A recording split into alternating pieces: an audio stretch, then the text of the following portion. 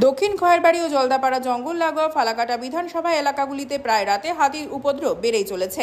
ফলে এলাকাগুলিতে রাতের অন্ধকারে হাতির গতিবিধির ওপর নজরদারি চালাতে ফালাকাটার বিধায়ক দীপক বর্মন নিজের উদ্যোগে জঙ্গল লাগোয়া এরিয়ায় 34টি বুথে সার্চ লাইট দিতে চলেছেন। রবিবার বিধায়ক জানান, প্রথম ধাপে দেওগাঁও এলাকার জঙ্গল লাগোয়া পরিবারগুলির জন্য 48টি সার্চ লাইট দেওয়া হয়েছে। মোট 200টি সার্চ লাইট প্রদান করা হবে, তবে সবাইকে দেওয়া সম্ভব হচ্ছে না বলে তিনি ক্ষমা প্রার্থী। পাড়া ভিত্তিক 3 থেকে 4টি করে সার্চ লাইট দেওয়া হচ্ছে, আগামী দিনে বাকি জায়গাগুলিতে দেওয়া হবে।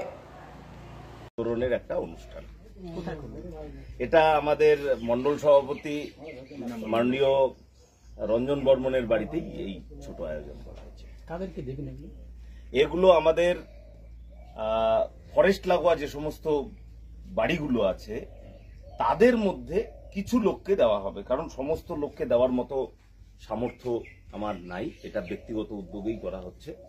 তো সেই 33টা বুথ মূলত এই মন্ডলের দেওগাঁও এবং শালকুমার এবং ময়রাডাঙ্গা অঞ্চলের, সেখানেই দেওয়া হবে। মোট কতগুলো লাগবে? মোট 200 লাইট দেওয়া হবে। এমনি একটা যে অভিযোগ পাওয়া যায়, এলাকায় অনেকেরই হাতি ঘরবাড়ি ভাঙে, কিন্তু তারা নাকি ক্ষতিপূরণ পাচ্ছে, এই বিষয় নিয়ে কি বলবেন?